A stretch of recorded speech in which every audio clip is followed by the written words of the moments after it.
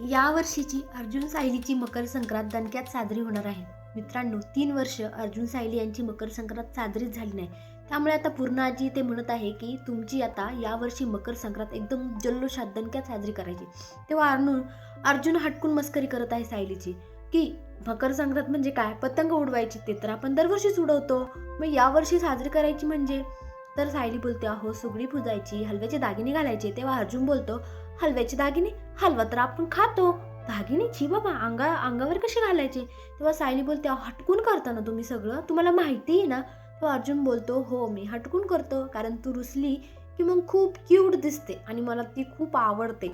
बापरे, सायली एवढी क्यूट लाजलेली आहे. आणि पूर्ण आजी आणि प्रतिमा त्यांना सुद्धा कल्पना यांना सुद्धा आनंद झालेला आहे की यांची एवढी छान चेष्टा मस्करी झालेली आहे.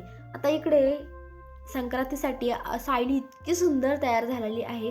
अर्जुनही तयार झालेला आहे, परंतु त्याने हलव्याचे दागिने घातलेले नाही. त्यामुळे सगळेजण त्याच्या मागे लागलेले आहेत की तुला हलव्याचे दागिने घालावेच लागतील.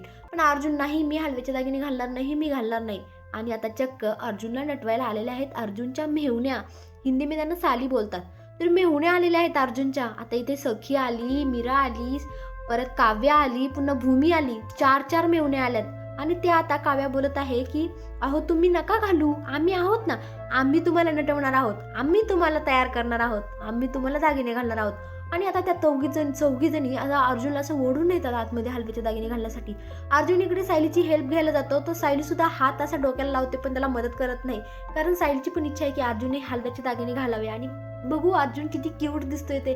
आणि सायली इतकी खुश आहे ना, खरंच अर्जुन आणि सायली जोडी खूप क्यूट दिसत आहे.